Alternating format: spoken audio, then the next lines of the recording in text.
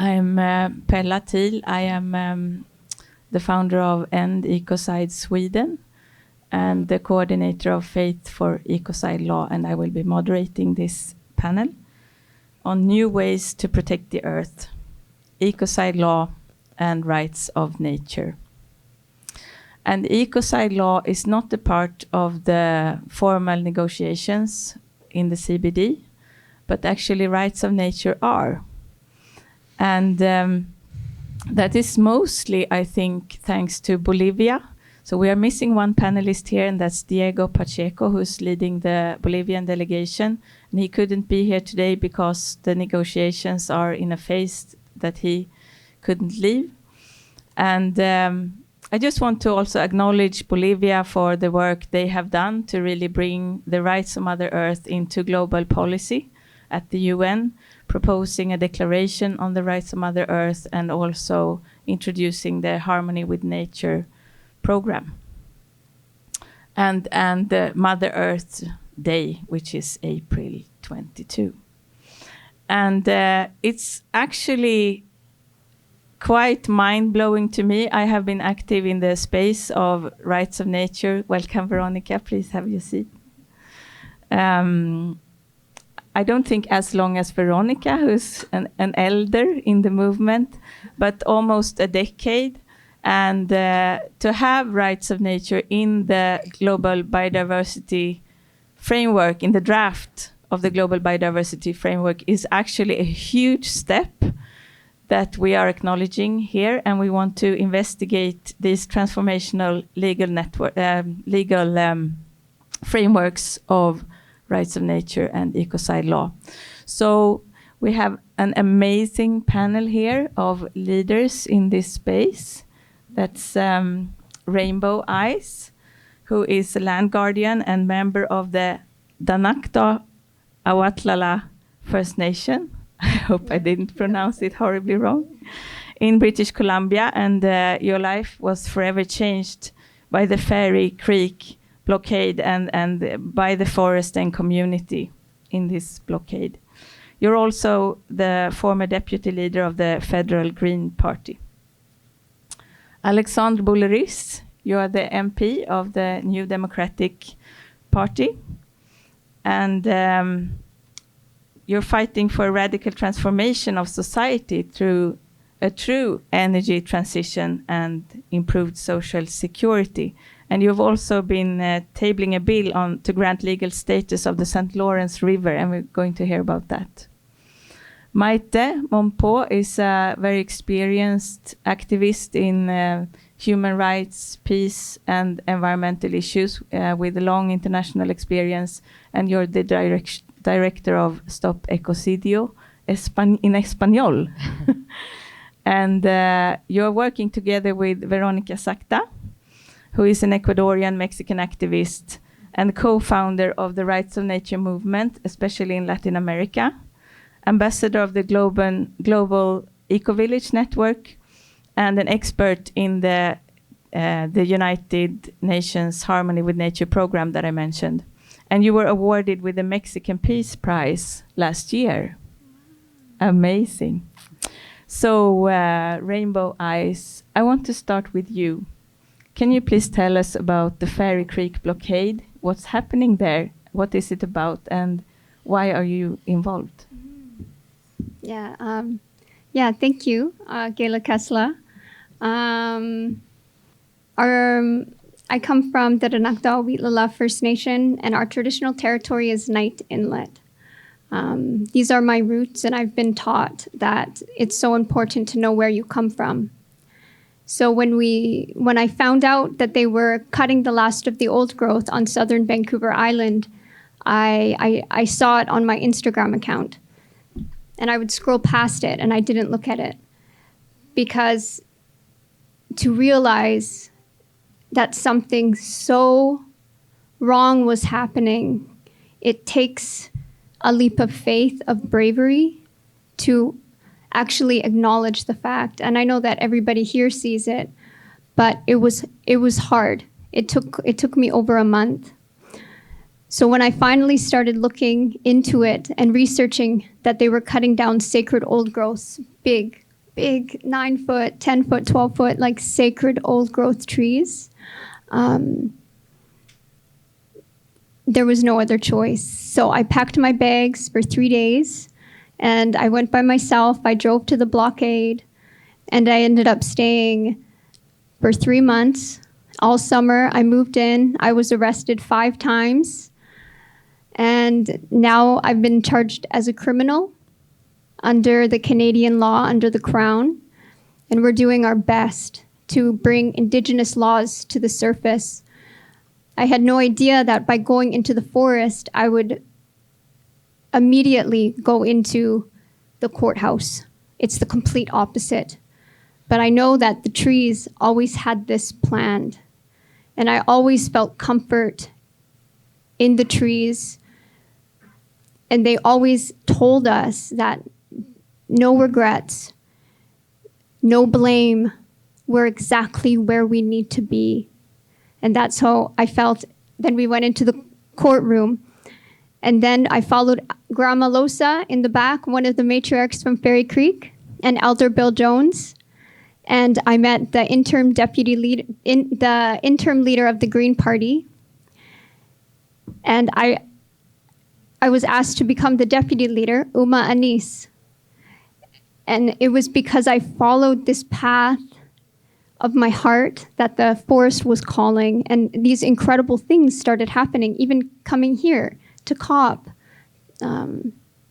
Just hearing the call of the forest has led us on a path that's faster than anything else. And it's dizzying, it's crazy, but it's because we have to do it now. The work has to be done now, and that's what we're doing. That's a little introduction. Thank you so much. Thank you. And so why is rights of nature so transformational? I mean, when the COP15 was about to happen, was supposed to happen in 2020 in Kunming in China, there was this study being published about the technosphere, so the total amount of human-produced material, like the house we are sitting in and all the cities and all the roads and the bridges and the cars and all the stuff we are producing actually weighs more than the biosphere. So the technosphere is now larger than the biosphere that we all depend on. And that's kind of mind-boggling. And there's actually today, as long as we view the world as being resources for us, we can't stop ourselves because there's actually no one there. And I think that's what rights of nature is about. And Veronica, you, as I said, you're an elder in the rights of nature movement. So could you please tell us more about rights of nature? What is it and why is it important? And Veronica will speak Spanish and Maite will translate to us. Muy buenos días. Quiero iniciar agradeciendo al territorio que estamos pisando en este instante y haciendo un saludo a los pueblos originarios de este territorio, los que han custodiado a la Madre Tierra por milenios. Good morning. I would like to start saying thank you to the people who are the guardians of these territories that we are stepping in, and we are now in these territories. Quiero saludar a cada montaña, a cada río, a cada lago, a cada bosque que en este instante está llegando a través de nosotros con su voz. I want to say hello to every mountain, every lagoon, every river who are now with us. Y a cada uno de ustedes que nos ha convocado aquí esta COP15. And to every one of you that are here at this COP15. Y nos conectamos desde el corazón, decimos los pueblos originarios, porque somos un solo tejido vivo. And we are connected using our hearts, we say, the native peoples, because we are part of only one living thread, living web. Un tejido que se interrelaciona entre sí y está formado por muchos ecosistemas. It is a web that is disconnected in itself, and it is formed by different ecosystems. Pero así reconocemos a la Madre Tierra. But in this way, we recognize Mother Earth. Así que para ella este sonido So this sound is for her.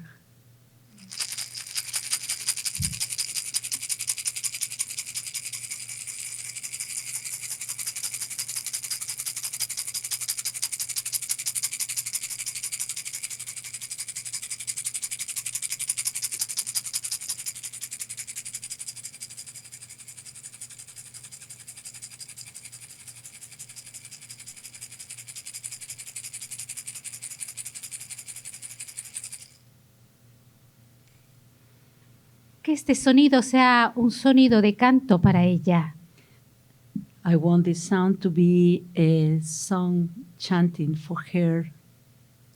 Cuando hablamos de derechos de la Madre Tierra, derechos de la naturaleza, hablamos de los pueblos originarios. When we talked about rights of nature, rights of Mother Earth, we are talking about the rights of the indigenous peoples. Lo que nosotros decimos, la ley original, What we say, the original law, que nos hace sentir parte de ella y no sus dueños, ni That- propietarios. that makes us feel that we are part of it, but not the owners of it.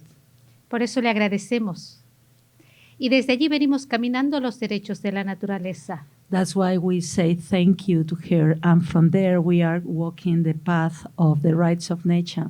Traemos esos conocimientos a los códigos actuales, legales, jurídicos, en las constituciones de los países y en las cortes. We bring this knowledge to the laws that are in the constitutions and the laws of the different countries, A un lenguaje jurídico que viene de la época de Roma. to a language that comes from the old times of the Roman Empire. Pero estamos trayendo esto desde las tierras andinas, desde las Américas, para el mundo. But we are bringing this from the Andes lands to the world. ¿Por qué caminamos ahora y por qué es importante? Why are we now walking, and why is it important? Si estamos hablando de crisis climática humana If we are talking about climate crisis, y que esta human forma crisis, y este modelo, este paradigma, está devastando los territorios a la humanidad y a todos los seres de la Tierra, and this way of living is devastating all the living beings on the earth, es importante observar las culturas milenarias que han conseguido vivir en los diferentes territorios de manera sostenible It is con la impor- naturaleza. it is important to observe the millennial cultures that have been living in nature for so many years, Para ir generando los nuevos pactos globales desde esas raíces a nuestra comprensión actual y contemporánea. to be generating these pacts from Globales these agreements that are global from this starting point. Si nos reconocemos como parte de la Tierra If we recognize ourselves as part of Earth, y que ella es un superorganismo vivo and that she is a superorganism alive, y le damos los derechos de existencia Am- inherentes, and we granted her with the existing rights that are inherent, nos estamos dándonos a nosotros mismos esos derechos, we are giving these rights to ourselves porque somos naturaleza. because we are nature. Entonces caminamos los derechos humanos de la mano de los derechos de la naturaleza. So in this way, we walk human rights by the hand of nature rights. Todo lo que amenaza y devasta la naturaleza nos amenaza como especies. Anything that threatens and devastate nature is threatening us ourselves. ¿No? Entonces, la clave es reconocerla como un ser vivo. So the key point is recognize Mother Earth as a living being, Y con ella a todos los seres que la conforman como sujetos de derecho. and with her to all the living beings that are part of it as subjects of rights. Que es el camino que se está tomando en algunas cortes y en algunos lugares como aquí en Canadá. That is the path that is being taken in some courts and in some places, like here in Canada. Y de ahí se desglosan numerosos artículos en las constituciones, dando derecho a los océanos, a las aguas, a los ríos. So from there, we have several articles in different constitutions that grant rights to rivers, to forests, to oceans. Y son herramientas que nos permiten plantear un nuevo paradigma, nuevas formas de educación para nuestras futuras generaciones, pero también son herramientas de defensa y protección de la naturaleza en este instante. So they are tools that can be used to grant rights also for the next generations, but they are tools that can be used to grant rights for the moment that we are living now. Se inició en Ecuador en el 2008, que es el primer país en incorporar en la Constitución. Everything started in 2008 with Ecuador granting rights to nature in its constitution. Y luego Bolivia retomó para llevarlo a las Naciones Unidas en el 2009 y generar la Declaración Universal de los Derechos de la Madre Tierra. And then Bolivia in 2009 take it to the United Nations to build the Universal Declaration of the Rights of Mother Earth, En la cual nosotras trabajamos en esa declaración. in which we were working in this declaration. También en las Naciones Unidas trabajamos con esa declaración, Also in United Nations we are working with this declaration. ¿no? Y luego de allí hemos trabajado en México, en Chile actualmente, So- en los procesos constituyentes. So from there we are now working in Chile, in Mexico, in all these constituents En processes. Colombia, In Colombia. para reconocer los ríos como sujetos de derecho. In Colombia they are recognizing the rivers as subjects of rights. En Europa, In Europe, en Asia, Asia. se han hecho foros grandes en Corea. There has este been año. a big forum in Korea this year. Y se va avanzando con el tema de derechos de la naturaleza, como el derecho de la siguiente generación a los derechos humanos. So we are moving forward in these rights of nature as it is the next step from human rights. Y desde ahí vamos caminando. And from there we are walking. No sé cuánto tiempo. That's Y- fine. Ya. Yeah. We can wrap it Es up. apasionante y es bastante información, pero además cerraría yo esta primera intervención como importante ese reconocimiento a nivel constitucional, pero importante generar las partes vinculantes para que realmente sea implementado los derechos de la naturaleza a través de políticas públicas y a través de la acción ciudadana para que sea una realidad. Y ahí estamos, caminando en eso. So it is important to have all this in the constitutions and the laws, but it is very important to have them also in our way of living, ¿no? Instead, en nuestra forma de vivir, and being binding. Leyes vinculantes. Yeah, not just in the constitutions that are nice words, but being binding in our laws, Y en nuestra forma de vivir. and of course in our way of living. Entonces las constituciones no quedan escritas en un texto. Entonces las constituciones son constituciones vivas en nuestro día a día. So that way, constitutions are not just the text in a book, but they are alive in our lives. Y hoy vamos a escuchar algunos casos de esas constituciones o leyes vivas. And today we are going to listen to some cases of these alive constitutions. La tierra, la madre tierra es sagrada So Mother Earth is sacred, y somos parte de ella. and we are part of her. Thank you so much, Veronica, for reminding us. And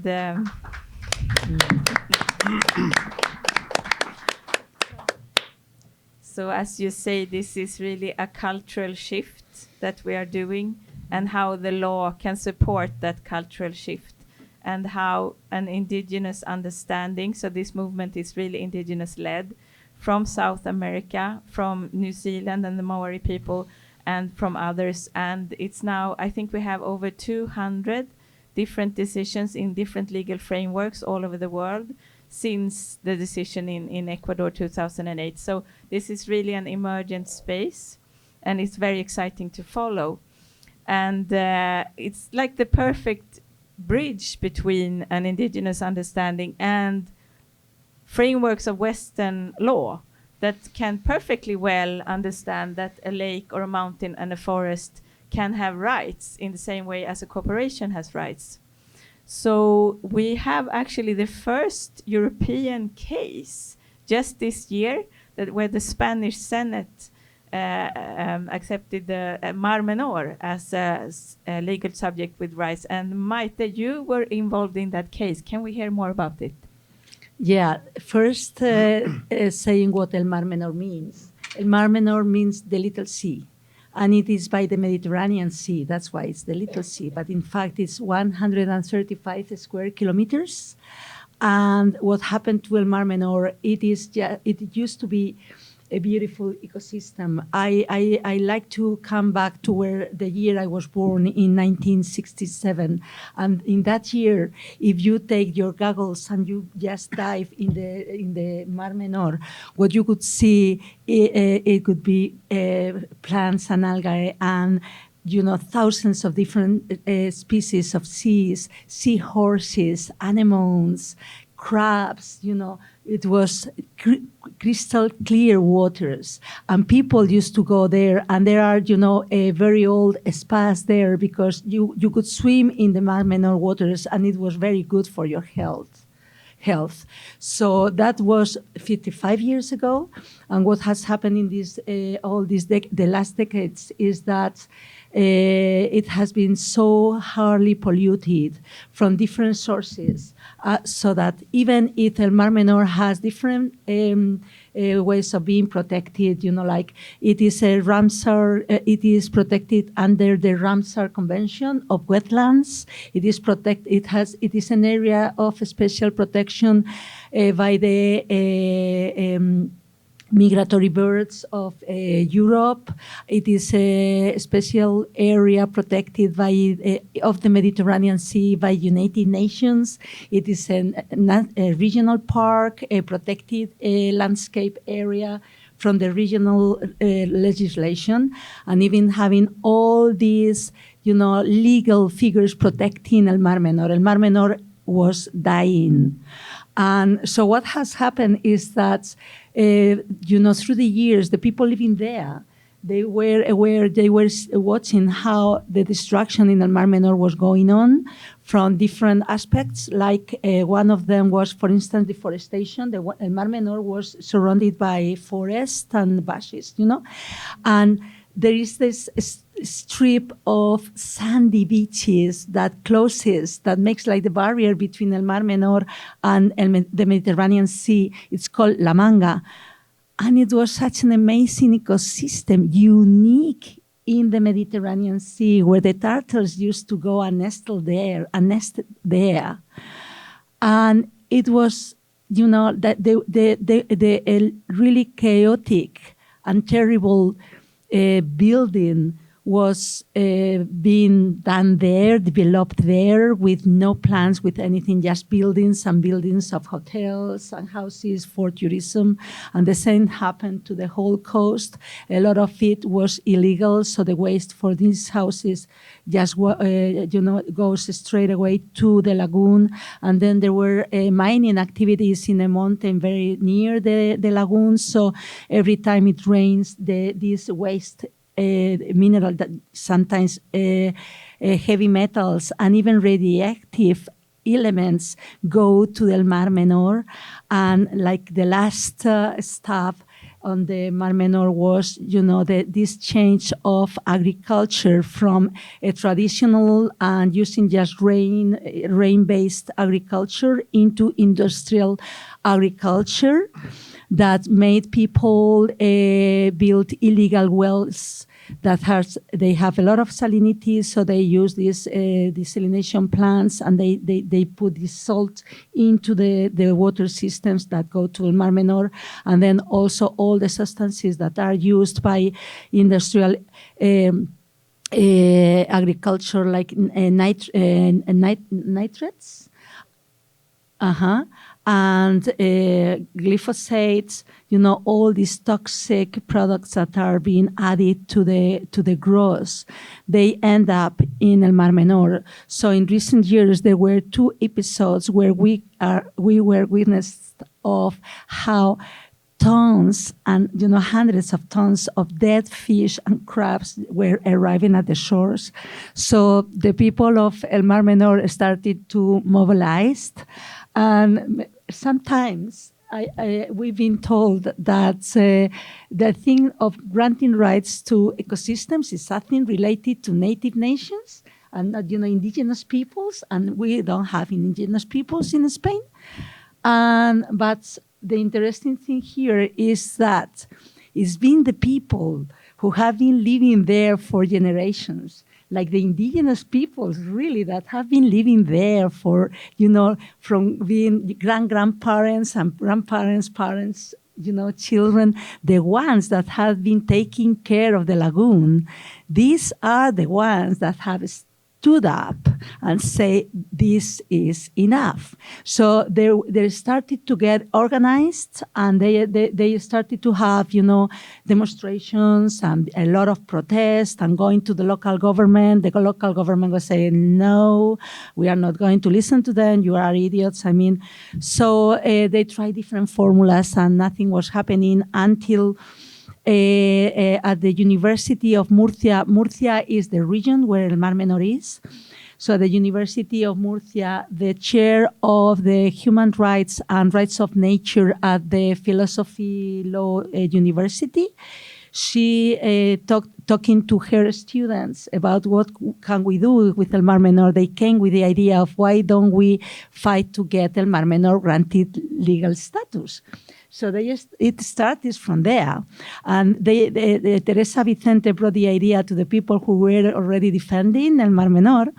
And they say, yes, let's go for it. And how to get it? So in Spain, we have a legal system and through which you can you can take a law to the parliaments to be passed at the parliament, but it comes from the people. It is called a popular legislative initiative. But for that, you need to collect 500,000 signatures by hand. So when this idea came out, it was in pandemic times. So it was when we were all, sat down in our houses. So right after we came with the idea, but it was, like so many, it was, everybody was afraid of getting contagious. So we needed to collect it, 500,000 signatures. So everybody was saying, you are not going to get it. No way.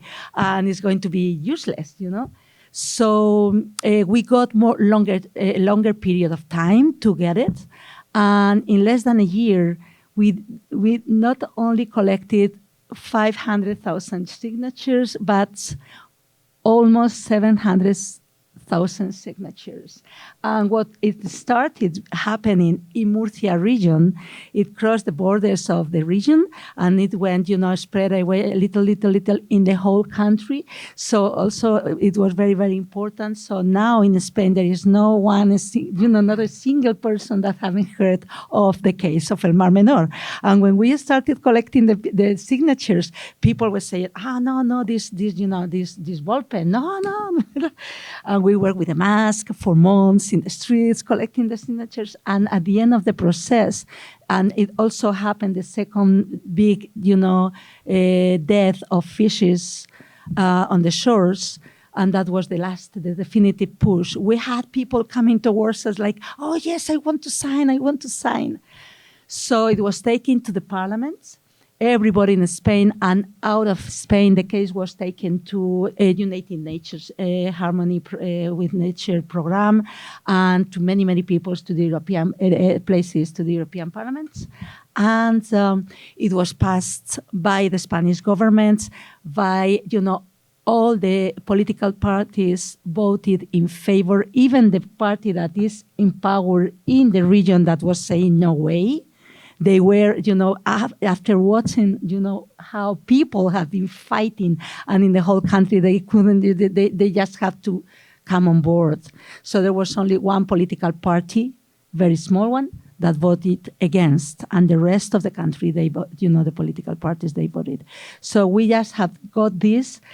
It is the first victory, and such a huge victory, and it is a victory of the people that is so important. And it is, it is the evidence that when we people come together, we can achieve whatever we want. So that's so important. If we are only one, we are just a few group of people, all the good ideas all of them start with just a few. Maybe one person says, oh, I think this, what, such a fantastic idea. And then things start like this. It's with small group of people.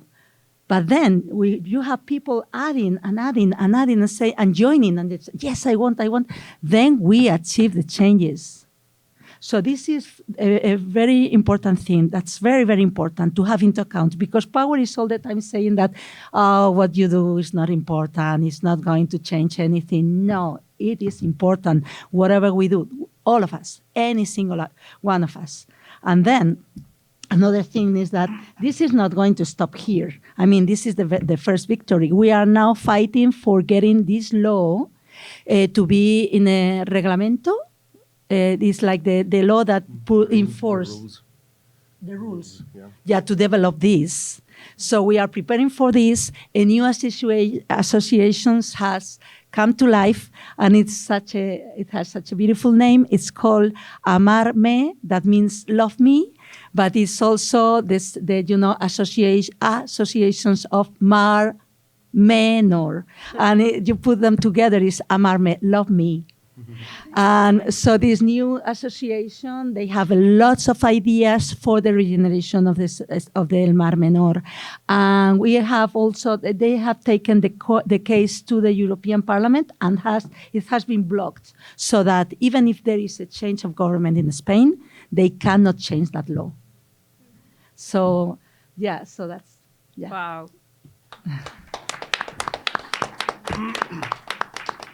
That's really such an amazing story of the Mar Menor, and it's paving the way for new initiatives in Europe and all over the place, but especially in Europe.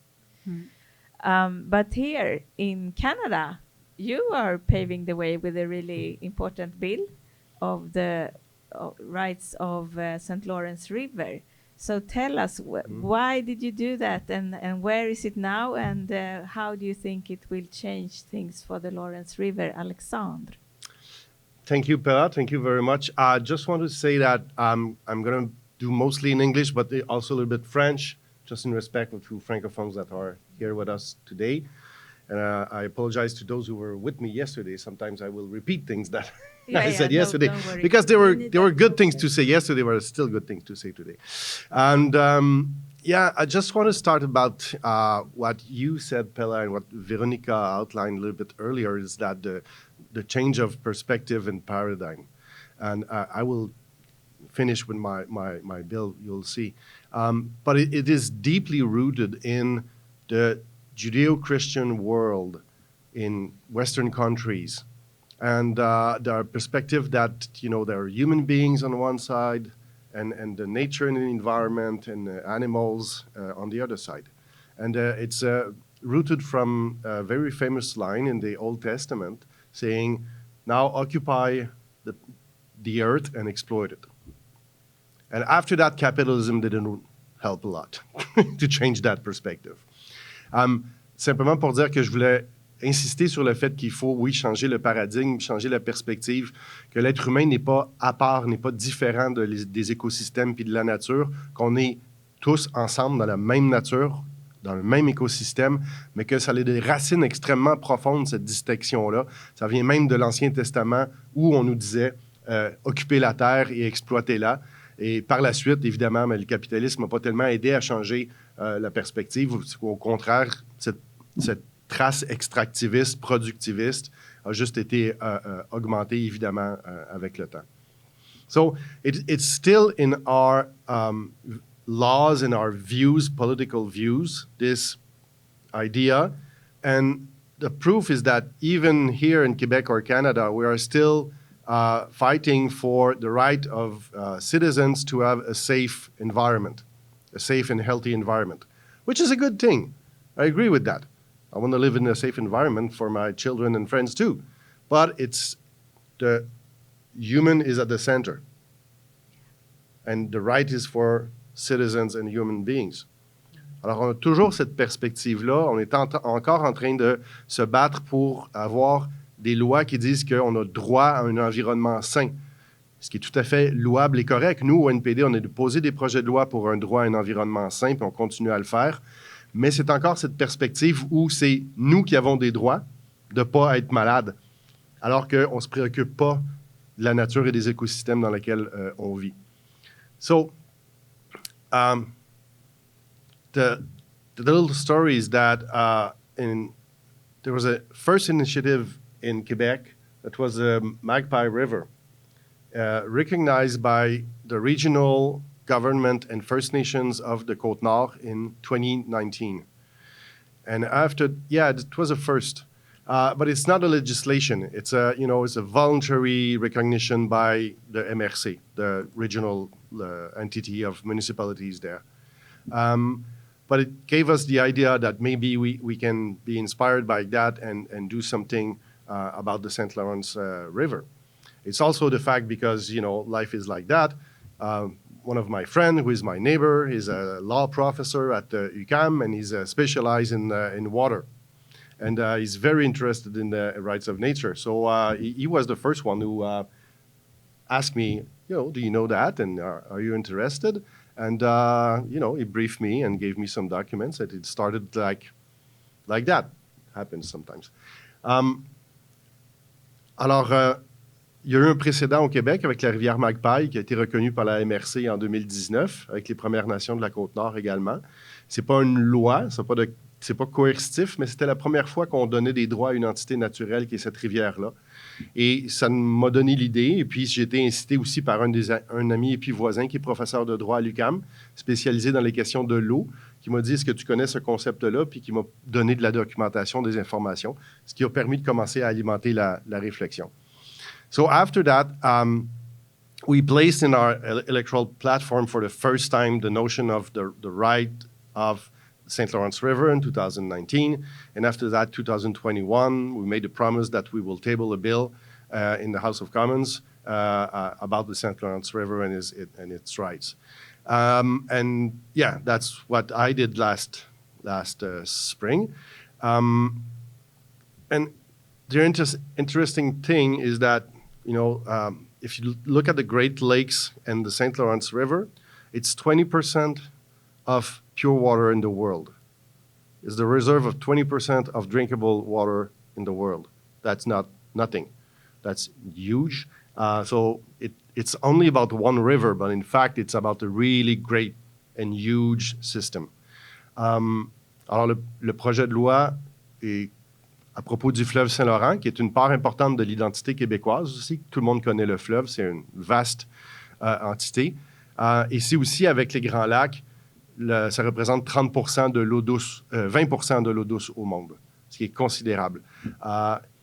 So the way that I've structured the bill is that to create a committee that will have the responsibility to take care of the St. Lawrence River and its affluents, and also to be there as their representative in the public sphere, to make education, to watch over those ecosystems, and eventually represent the river in public consultation or in courts if it's needed.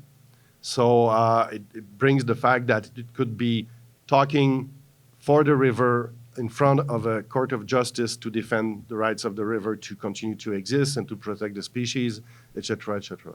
And it's funny because when you write legislation in Parliament, too often the experts that help us to do that, they are working for the House of Commons, the Parliament, and they are more or less, rewriting the same thing over and over, and they are a little bit bored.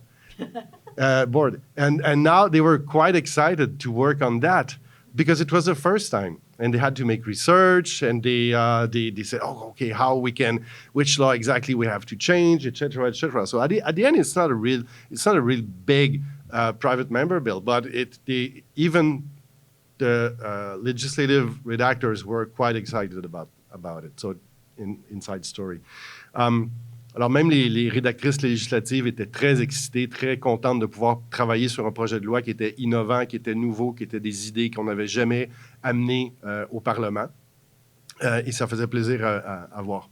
So, in fact, the committee of the guardians in my bill is composed by 11 persons, and 2 from the Ontario government, 2 from the Quebec government, 2 from First Nations of Ontario, 2 from First Nations of Quebec, because there's also a part of the idea of reconciliation and to take into the process the wisdom and knowledge of First Nations for protecting the lands and the rivers and the natural spaces, and also 3 NGOs members from the environmental society. So 11 person in total, but the representative of the provincial governments are in minority. and civil society is the majority of the committee. Alors, on a composé dans le projet de loi un comité de surveillance du fleuve qui a la responsabilité de faire de l'éducation, de la sensibilisation, de la surveillance du fleuve, d'être aux aguets, mais aussi de faire de la représentation, que ce soit dans la sphère publique, que ce soit dans les écoles ou que ce soit dans des consultations publiques, mais également la possibilité d'engager des avocats pour défendre les droits du fleuve devant une cour de justice. C'est prévu dans la loi avec des ressources humaines et financières aussi. La composition du comité est 2 personnes du gouvernement du Québec, 2 personnes du gouvernement de l'Ontario, 2 personnes des Premières Nations du Québec, 2 personnes des Premières Nations de l'Ontario et 3 personnes des groupes environnementaux de la société civile, que ce soit québécoise ou ontarienne, pour couvrir l'ensemble du système. Parce qu'on ne peut pas couper le fleuve Saint-Laurent des Grands Lacs, là, c'est tout ensemble. Et c'est important pour nous d'avoir des représentants des Premières Nations pour leur sagesse et leur connaissance sur le terrain, sur la protection des écosystèmes, des terres et des rivières. Et c'est pourquoi c'est aussi dans un esprit, dans un processus de réconciliation, comme ça a été fait sur la Côte-Nord. So, where it is right now, if you know the mechanic of the House of Commons, where you're not government, and I'm not in government, there's a lottery at the beginning of each legislative session to give the order of when your private member bill will be debated or voted for. I'm quite low on that list. So if I'm realistic, it will not be debated in the actual legislation of Parliament. Just to be honest, anyway, you can check that on the website. It's quite easy to. But we thought it was quite important to push forward this idea because, like you said, it was the first time in North America that a bill like that was tabled. So it was, in fact, to put the issue, on the public sphere and be able to talk about it. Now we have a private member bill, we have a real bill that exists, and we can make campaigns. And I'm doing it. I'm going in regions in Quebec. I'm giving interviews. We have a website. We have a petition, and people are super interested. They are really curious about it because it's a new idea. And what we can see right now is that the actual legal framework doesn't work because we are losing species. We are losing members of species that are not extinct yet, but they are in bad shape. And the humans are taking too much place and space, and we are destroying the environment around us. So this is not enough, and it is not good. We need other tools. Yeah. It's something we say often. We need other tools. And Ecocide is one of them, and rights of nature is another one of them. I think we need both of them. And also protection for humans, of course. We don't want to be sick. But people are quite interested, and I think it opened some minds, and people are really, are asking a lot of questions. I'm meeting with municipal elected members, meeting with local groups that are working to protect the Central Lawrence River in Gaspésie or Bas-Saint-Laurent, or even at Contrecoeur, and the reception is quite good. So it's a first step, but it's a really important one to have this discussion and this conversation and put this idea and this concept in the head of people. Thank you. So, yeah, just briefly in French. Alors, le projet de loi, quand on est un député de l'opposition, c'est une loterie au début de la session, puis ton projet de loi, il ne va pas être étudié si tu es très loin, puis je suis 252e, je pense. Mais c'est important de faire ce premier geste-là, de déposer un projet de loi sur un concept et une idée qui n'avait jamais été discuté encore en Amérique du Nord dans un parlement. Alors, ça m'a permis de faire des campagnes, d'aller voir des gens en région, d'aller parler à des Premières Nations, les Micmacs en Gaspésie, de donner des entrevues sur le sujet. On a un site web, on a une campagne, on a une pétition. Les gens sont extrêmement curieux puis réceptifs. Alors, je pense que le fait que le projet de loi ne sera pas débattu, c'est un peu dommage. Évidemment, on aurait préféré, mais au moins, on a ouvert la porte. Et comme je dis souvent en français, on est en train de déchiffrer. C'est peut-être un truc un peu trop extractiviste comme parallèle, mais on est en train d'ouvrir des portes, disons ça comme ça, c'est peut-être mieux. Alors, on est très excités, puis ça me fait extrêmement plaisir de participer à ce vaste mouvement. Merci. Merci. Thank you for all your work. It's so interesting to listen to it and understand that this is not just very important, it's also quite exciting and fun. Yeah. And before we move into discussing more ecocide law, which we want to do towards the end of this session, I just wanted to ask Rainbow Eyes, when you hear about this and you think about Fairy Creek, has rights of the forest there been part of the discussion? Because you have, up until now, you have defended that ecosystem with your bodies.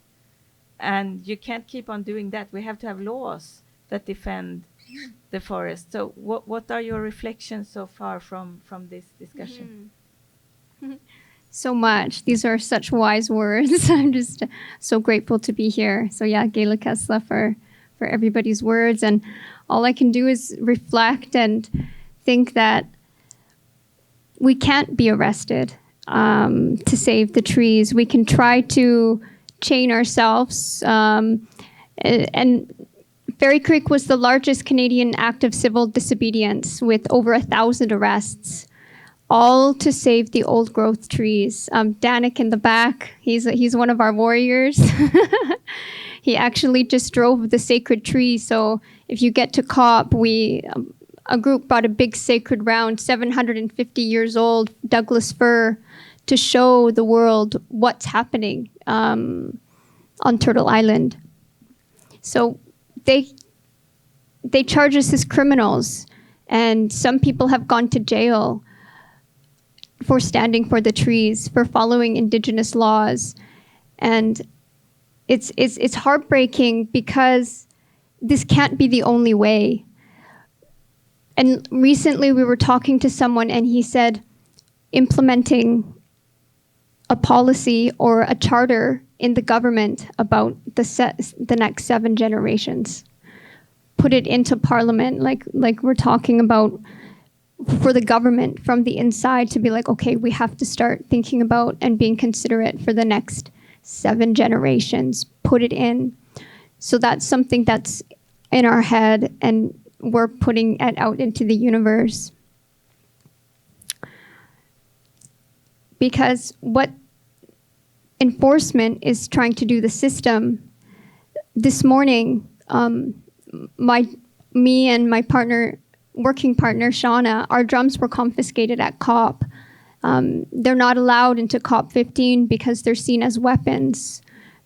And on the front lines of Fairy Creek, the drums were at the front of a march with 500 people. And it was the Indigenous or whoever else had drums with our elders like Grandma Losah. And the drums are the voice for spirit, and they bring power to the people. And the enforcers are starting to see that the drums hold power that they cannot control. So the only way around it is for them to confiscate it. My drum at Fairy Creek was taken from me for 3 months, right at the heart of enforcement, and they charged me with mischief for using my drum on the front line. So these are the laws that we're trying to get around at Fairy Creek. And we heard a beautiful saying recently, and it was braiding the laws. And this is something that now we can go towards braiding our natural laws, our indigenous laws. Why we went to Fairy Creek was because we felt it in our heart. Because we went there and we found a community, a way of living in the forest. In the forest, like just living in the forest. Food was donated. We ate 3 meals a day, all day, good, vegan food, vegetables, donated from people in the city who just supported us because of what we were doing. And living that way was like seeing a new color. We had never experienced it before in our world where we're all separated and we work Monday to Friday in our jobs. And I love to say that it's not special. That's normal. That is normal. Living in the forest, in community, one with the forest, breathing in the soup. A matriarch from Fairy Creek, she always said, if you're in an old growth forest, it's a soup. And you literally just breathe it in, and it's medicine. It's medicine. So we lived months at a time eating healthy food, waking up with a mission every day that nobody was getting paid, and everybody was at Fairy Creek because they woke up with such spirit and life every single day because we were with so many people protecting the trees. We had something to do. We had to do it. We were invited there by Elder Bill Jones of the Pachidat First Nation, and he had invited us there. He had called us there. And this is important piece of the puzzle because when an elder asks us to do something, we go. We answer that call and we stand beside them. And that's what we did at Fairy Creek. And bringing the elders, I feel, is really important in the policy making as well. And in the Green Party, they actually have an Indigenous Peoples Advisory Circle. So in the Green Party, they're actually making the steps to break the stronghold of the colonial system. And that's my work. So I'm possibly getting a new title in the Green Party, which will be an Indigenous advisor somehow. But we really want to bring in the voices of the elders because that's the magic right there. Community magic, forest magic, elders magic, all of those things.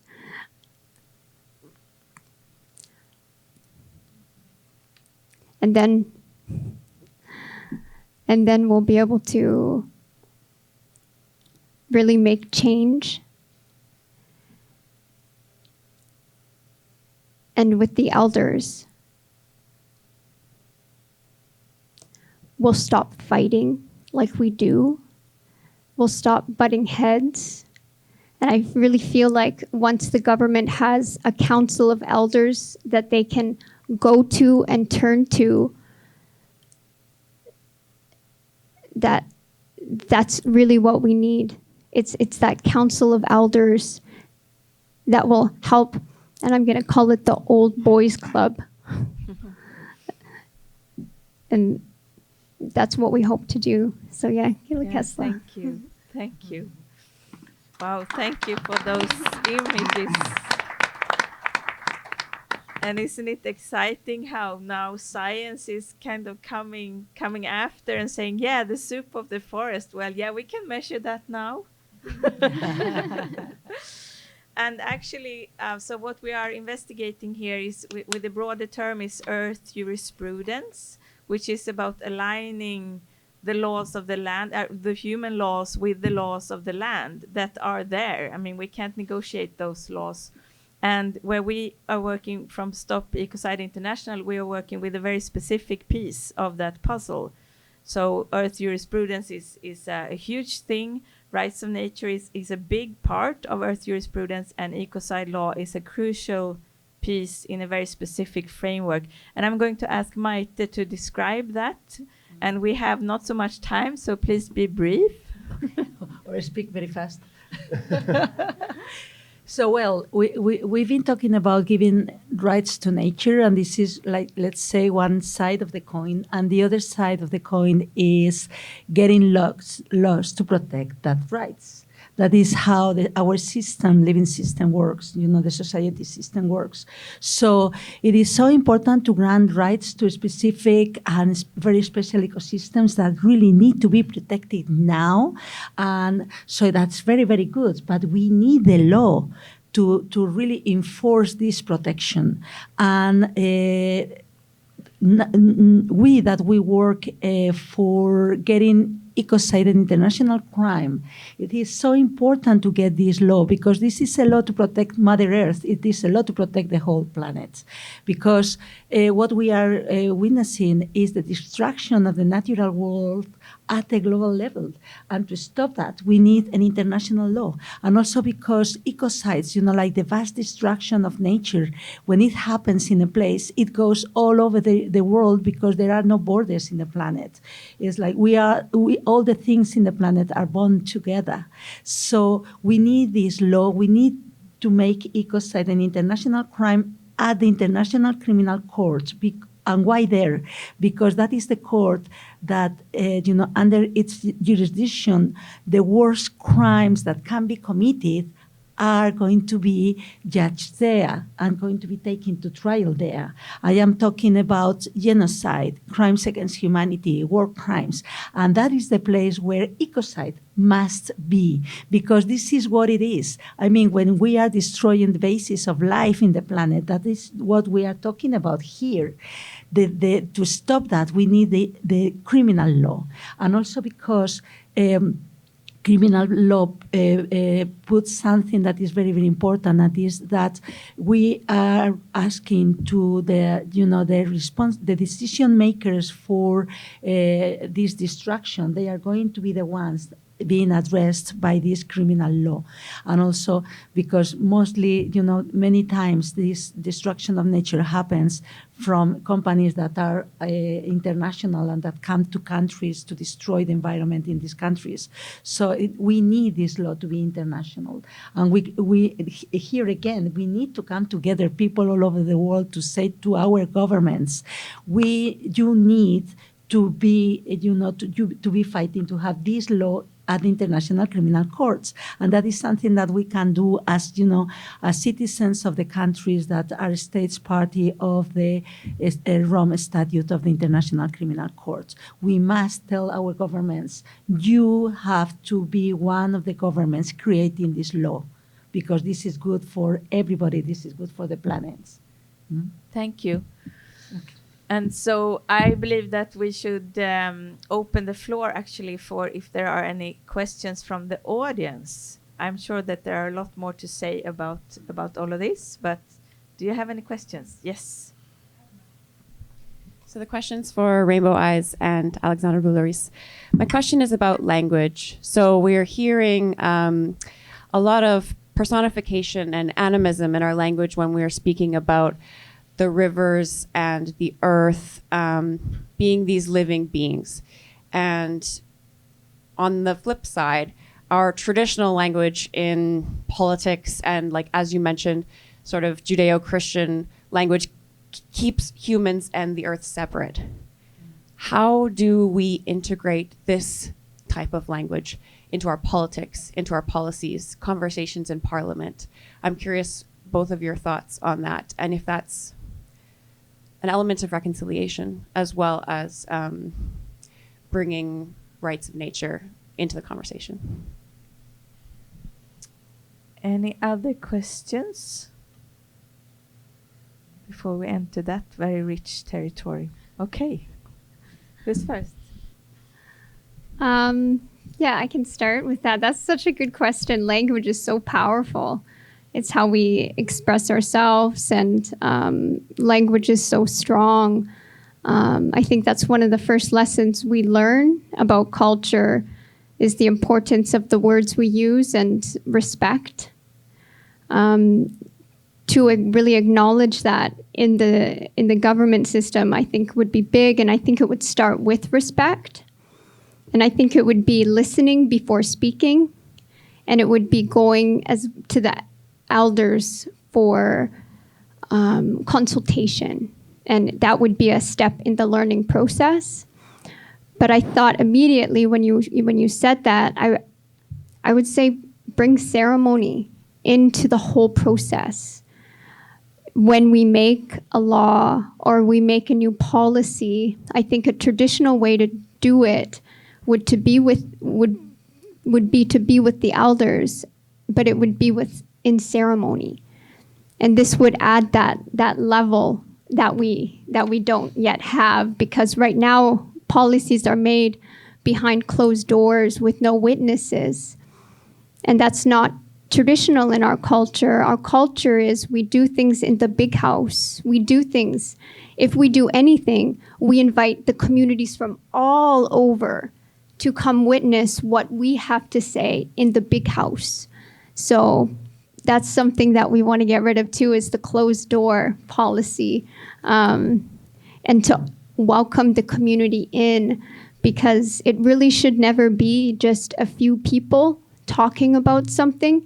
We have to open the doors up and welcome more people in, but to always follow, the wisdoms of the elders. And that's something that we had difficulty with at Fairy Creek, because there's a lot of division, and that's the hardest thing. So I think that, again, we'll go back to respect, because nobody will have the same ideas. Nobody will ever. We just have to understand that. But as long as we have respect, that's everything. So maybe that's the first policy that we start with, is respect for each other. Yeah, thank you. Yeah, that's hard to follow. But you touch on a topic that is I'm really interested into for many years. Maybe because my father was a French teacher, and we had books and discussion about the power of words in my house when I was little, and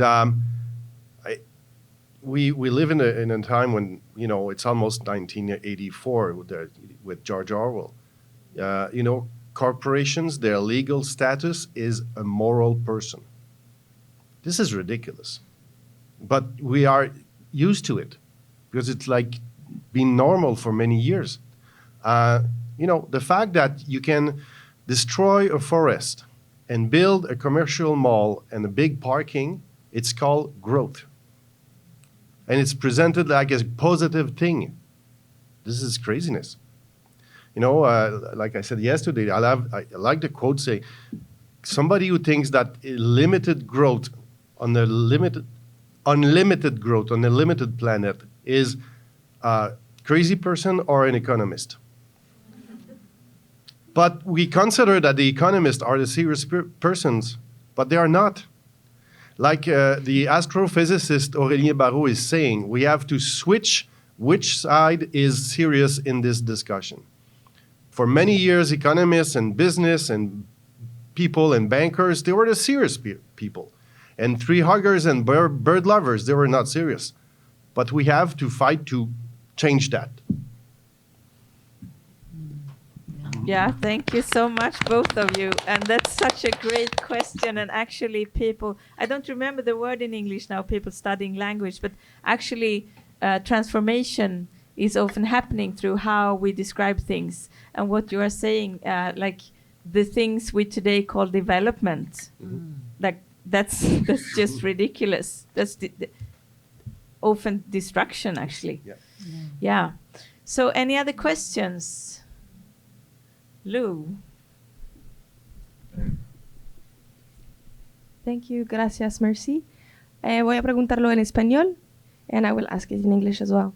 Yo quería saber si puedes hablar un poquito de la relación entre los derechos de la madre tierra, rights of nature, y también la soberanía indígena, porque esos son soluciones para apoyar y proteger a la biodiversidad.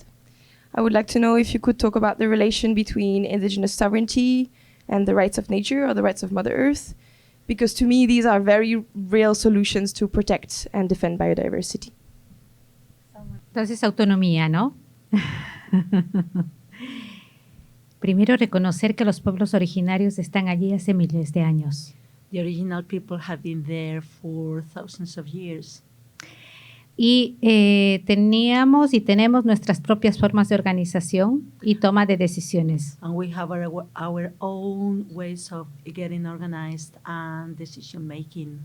Es un derecho que no debe ser ni cuestionado ni violentado, esas formas de decisión. This way of making decision, it's a right that cannot be questioned. Los estados que se conforman después con la conquista nos traen sus propias formas de gobierno y muchas veces han sido impuestas leyes y códigos.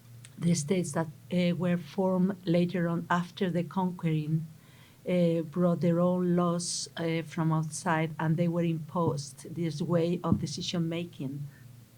Y estamos viendo que muchos de esos códigos han devastado la naturaleza. And we are watching how many of these laws and rules are devastating nature. Y dentro de las luchas de los pueblos indígenas está nuestra soberanía y nuestra autonomía. And within our the original peoples are our fights and our sovereignty. Numerosos han muerto, Many lo peop- sabemos. Many people have died, we know. Han habido genocidios enormes en estos siglos. There have been enormous, huge genocides along these centuries. Y actualmente en la lucha de los territorios, en nuestros pueblos en América Latina hay índices enormes de defensores de la naturaleza muertos. And nowadays, in our fights for our territories, there are many, thousands of people that are being killed because they are defending nature. Y ya no solo de pueblos originarios, somos los seres que levantamos la voz por la madre tierra. And it's not only it happening with original people, it's with all the people who are raising their voices for Mother Earth. Entonces necesitamos la gestión compartida de las decisiones de los territorios y los países. So we need to have this decision making being shared by. Si hablamos de democracia, que sea una democracia participativa real. If we are talking about democracy, we must talk about real participative democracy Desde las raíces culturales de los pueblos, from the cultural roots of the peoples, desde la voz de los jóvenes, from the voices of the young people, desde la voz de los ancianos. from the elders' voices. Eso realmente sería una acción climática. This will really be a climate action, Gobernanza participativa. the participative.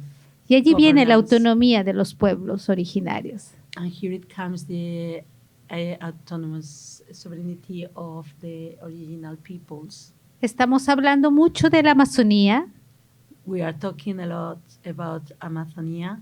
Hay alianzas de las organizaciones de los pueblos indígenas y originarios en este momento debatiendo en la COP15. There are alliances of original peoples coming from the different countries of the Amazon that La who are protección. now talking at COP15 and talking about the protection, De la Amazonía, ¿no? the protection of the Amazon.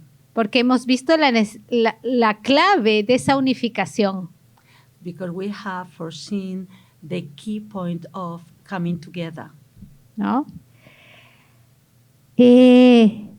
Si estamos observando que los pueblos originarios han custodiado por miles de años sin devastar esa Amazonía, ¿qué más prueba necesitamos de la gestión So we que han have, venido haciendo? if we have been witnessing how these original people living in the forest are, have been there protecting the life in the Amazon. What else do we need to see, to question why, Necesitamos más reflexión que nosotros en 50 años hemos devastado esta biodiversidad.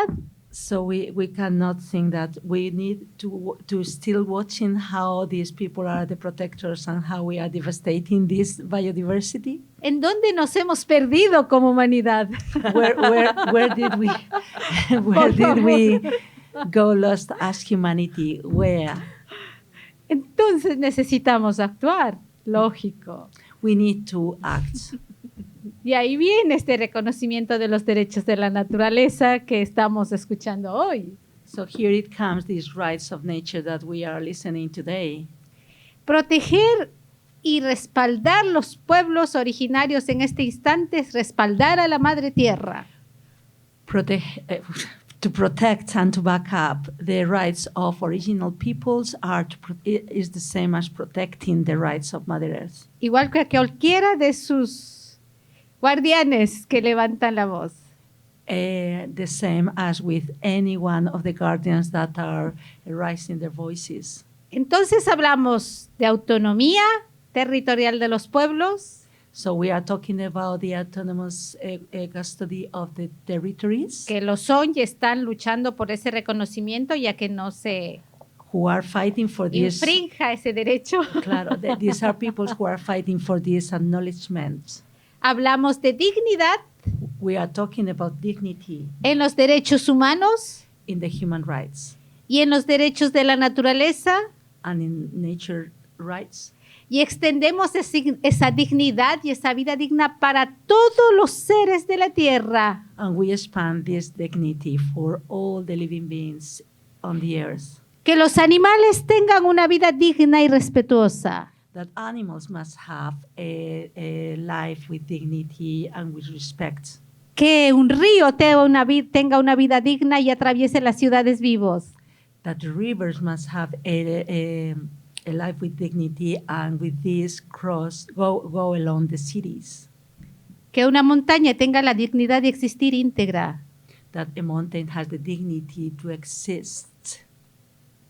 Justicia ambiental, justicia ecológica, justicia de los derechos de la naturaleza cuando respetemos a un árbol, a un gran abuelo de 700 años que está siendo amenazado con ser cortado. Environment justice happens when you are looking at, like a tree that is 700 years old and it's been dignidad, dignity for these living. Justicia, dignidad, libertad. Dignity, justice and freedom.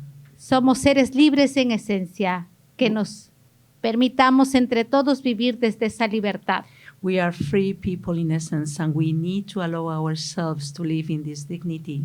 Libertad de respirar un aire puro, a beber agua limpia y a tener alimentos para todos. Freedom to breathe a pure air, to drink clean water and to have food, enough food for everybody. Y por último traería la palabra paz porque estamos sobre el tiempo. The last thing is to bring the word peace here. Porque esto de la autonomía y todo lo que saldrá de estos pactos de la COP15 y de los documentos que están siendo negociados ya los veremos, ¿verdad? Es todo un análisis a ser hecho. Pero para cerrar con la paz. So we will see what comes out from all these conversations in the COP, but we would need to end up with the word peace.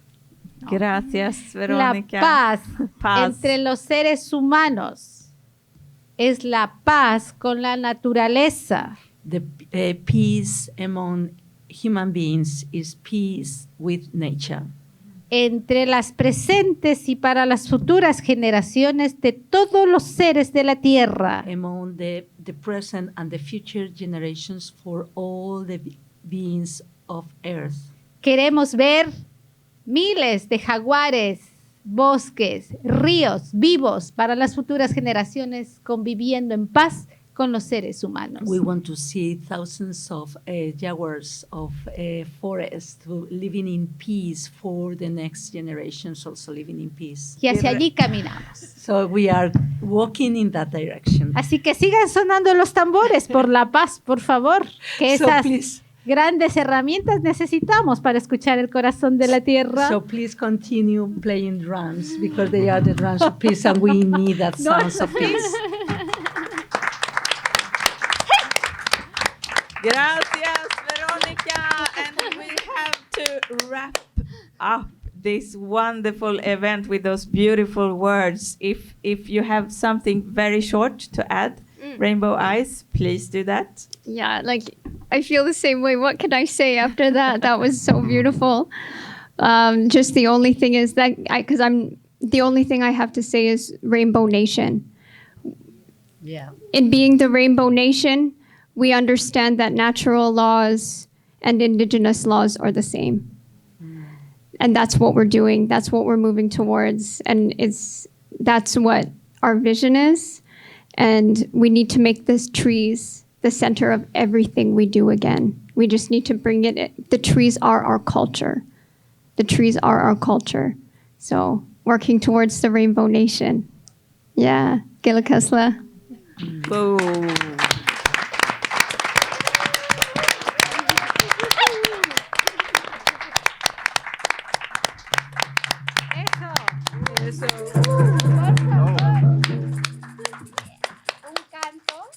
Thank you so much. That's Un canto. A That's chanting a for weapon. closing up. Yes, please.